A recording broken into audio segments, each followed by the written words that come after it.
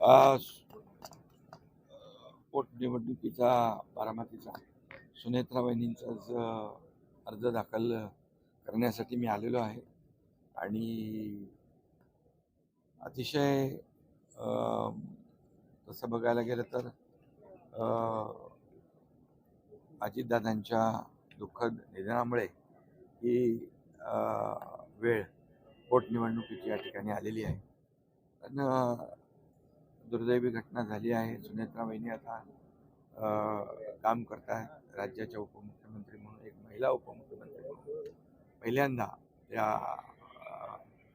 उपमुख्यमंत्री पदाचा कामकाज कारभार सांभाळत आहेत आणि पोटनिवडणुकीमध्ये देखील त्या विजयी होतील अशा प्रकारचा विश्वास या ठिकाणी व्यक्त करतो. कारण अजितदादांनी केलेलं काम या भागामध्ये सर्वश्रुत आहे, या भागाचा केलेला विकास सर्वश्रुत आहे. त्यामुळे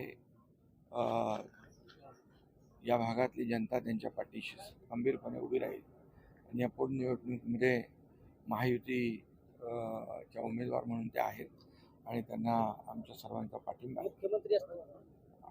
आणि अशा जेव्हा घटना घडतात, आकस्मिक विद्यमान आमदाराचं दुःखद निधन होतं, त्यावेळेस एक आपली महाराष्ट्राची एक प्रथा परंपरा आहे की ही निवडणूक बिनविरोध व्हावी म्हणून इतरही लोकांना, मी इतरही पक्षाच्या लोकांनाही आवाहन करतो की ही निवडणूक बिनविरोध करून महाराष्ट्राची परंपरा आपण